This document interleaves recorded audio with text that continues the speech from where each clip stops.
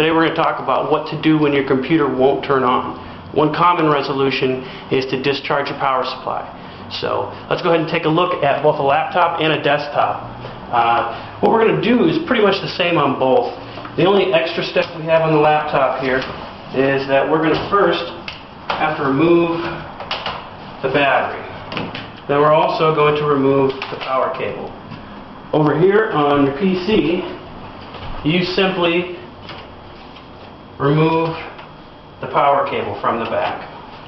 Then either machine, what you want to do to discharge your power supply is hold in the power button for about 10 seconds.